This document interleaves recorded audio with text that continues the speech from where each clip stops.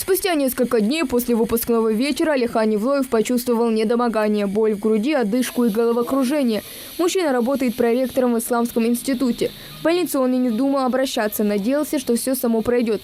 Но состояние резко ухудшилось. Благодаря быстро оказанной медицинской помощи сейчас пациенту ничего не угрожает.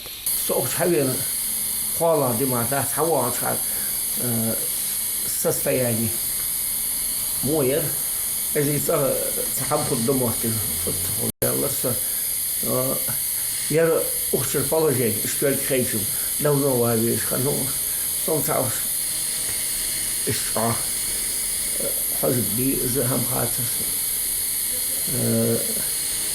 уж похожи ахча, похожи я хожила, тур, а ходишь камера ладутся, все те не дадут.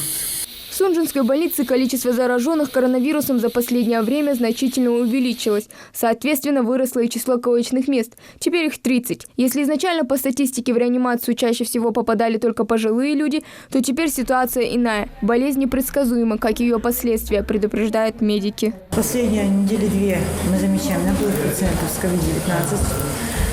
4 человека у нас в настоящее время находятся, трое, то есть находятся в тяжелом состоянии. В реанимационном отделении они стабильные, но в реанимации. Если в первую волну мы отмечали то, что нет выраженных катаральных явлений, то есть не было насморка, да, не было синусита, ринита и так далее, сейчас часто пациенты поступают с катаральными явлениями верхних дыхательных путей.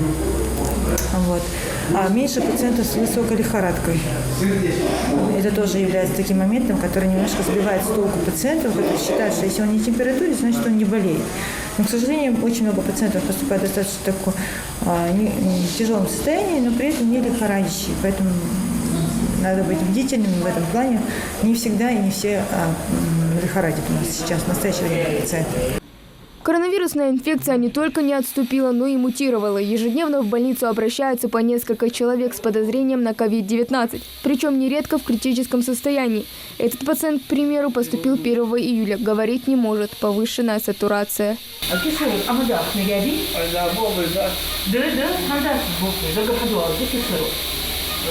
Конечно.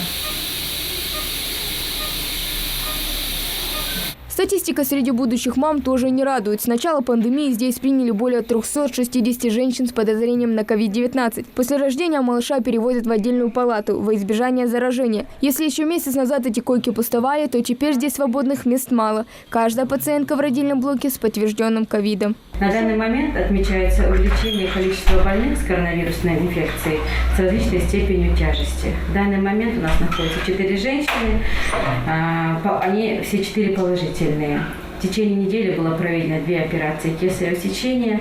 Все женщины с положительной динамикой, дети выписаны домой в удовлетворительном состоянии.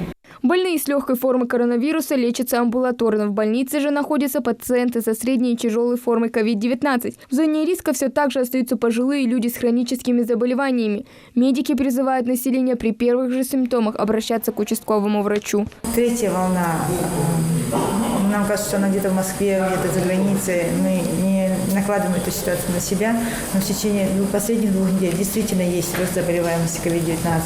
Хотела, чтобы не посещали какие-то организованные общественные места, места скопления людей, чтобы